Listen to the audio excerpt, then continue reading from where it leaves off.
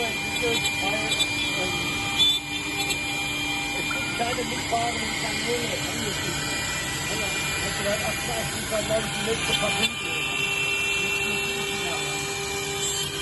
Und das benutzen wir für Werkstätten, die zum Beispiel in der China unter einer Bühne positionieren.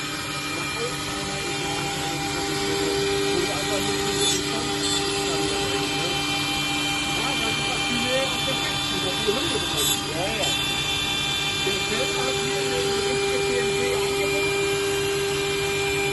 Deswegen hat mir das 250.